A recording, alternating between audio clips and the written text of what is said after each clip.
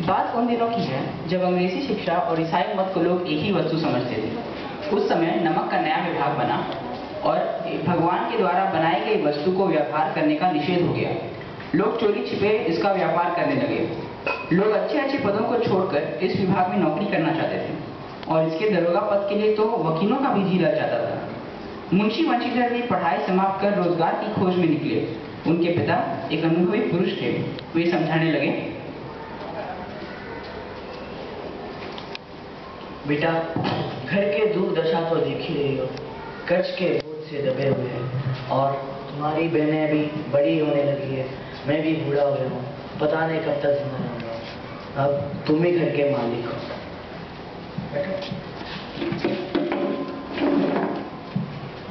बेटा, नौकरी के ओहदे पर ध्यान मत देना, निगाह चढ़ावे चादर पर रखनी है।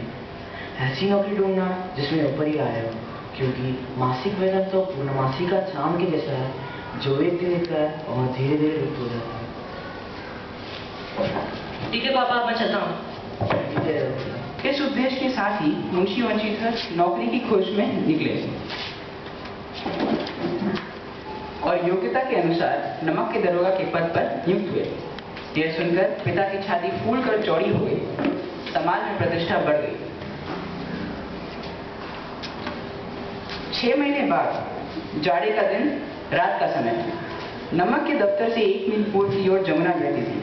उस पर नावों का पुल बना हुआ था कि अचानक गाड़ियों की गड़गड़ाहट और मलाहों का कोलाहल सुनाई दिया।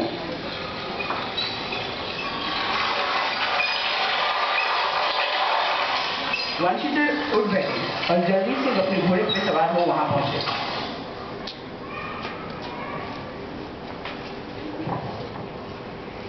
गाड़ियाँ रोको। किसकी गाड़ियाँ हैं? पंडित आलूपीदीन की। कौन पंडित आलूपीदीन? दातागंज के। मुंशी वंशीधर चौंके, क्योंकि पंडित आलूपीदीन इस इलाके के सबसे प्रतिष्ठित जमींदार थे। इनका लाखों का लेन देन और छोटे बड़े सभी इन्हें जानते थे। गाड़ी कहाँ जाएगी? कानपुर। क्या है? जब छूकर देखा तो उनका भ्रम दूर हो गया। इसमें नमक के डेढ़े थे। पंडित आलूपीदीन रथ पर सवार हो मजे से आ रहे थे। साथ ही सहायक दरोगा ने गाड़ियां रोक दी। पंडित जी को लक्ष्मी पर बहुत विश्वास था।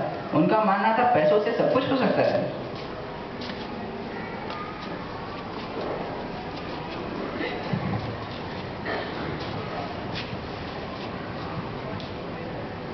क्या हुआ, आपने गाड़ियां क्यों रोक दी? सरकारी हुक्म है। हम सरकार को नहीं जानते, हमारी सरकार तो आप ही हैं। हम तो भगवान को चढ़ावा चढ़ाने ही आ रहे थे। हम ऐसे लोगों में से नहीं जो पैसों और रुपये अपना ईमान बेचते हो। आप इस समय हिरासत में हो। जमादार बद्दू सिंह, तुम मुझे हिरासत में ले चलो, मैं तुम्हें हुक्म देता हूँ। बाबू साहब, ऐसा ना कीजिए। हम मिट जाएंगे, हमारी इज्जत धूल में मिल जाएगी। हम इसी बात नहीं सुनना चाहते। पंडित जी को अभी भी अपने धर्म पर पूरा भरोसा था। लाला जी, बाबू साहब को 1000 रुपये भेंट कीजिए, वे अभी भूखे सिंह की तरफ हो रहे हैं। आलूपीदीन 1 से बढ़कर 5 पर आए। 5 से 10, 10 से 15, 5, 10, 10, 15 और 15 से 20,000 का लालच दिया और अंत में 40,000 तक आ पहुंचे। परंतु वह टस से मस न हुए। उन्हें जेल जाना पड़ा। जो सुना सब दंग रह गया। कोर्ट केस चला। आलूपीदीन सभी को पैसा खिलाकर बाइज्जत रिहा हो जाते हैं और वंशीधर को अपमान का सामना करना पड़ता है। उन्हें नौकरी भी छोड़नी पड़ती है। घर आते हैं तो पिता उन्हें ताने देते हैं, खरी खोटी सुनाते हैं। पत्नी भी कई दिनों तक सीधे मुंह बात नहीं करती।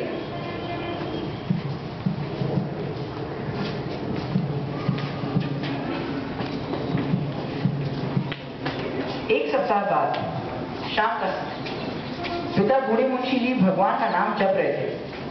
उसी समय पंडित आलूपीदीन द्वार पर आते हैं। बूढ़े मुंशी जी उनकी अगवानी करते हैं।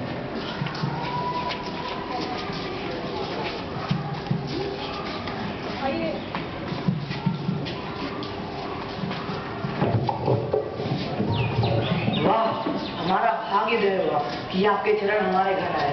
आइए बैठिए। आप हमारे पूज्य देवता हैं। मैं आपको कौन सा मुंह दिखाऊंगा कि मेरा लड़का अभागा का पुत्र है। नहीं भाई, ऐसा नहीं कहते। नहीं तो इसमें मुंह छिपाने की बात क्या है? पुलिस तिलक और पुरखों की कृति उज्जवल करने के लिए इस दुनिया में कितने हैं जिन्होंने अपने धर्म के लिए सब कुछ अर्पण कर दिया।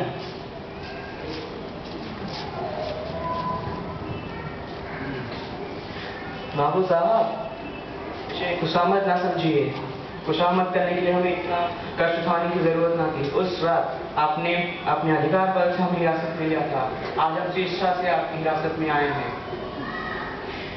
हमने ऐसे कई रईस देखे हैं जिन्हें हमें पैसे के बल से गुलाम बनाकर छोड़ दिया।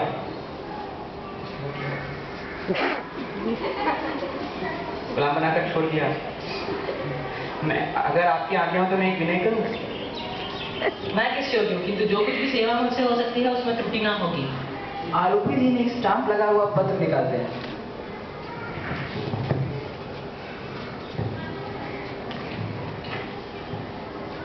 इस पे हस्ताक्षर कीजिए, वरना ये ब्राह्मण आपके घर द्वार से नहीं जाएगा।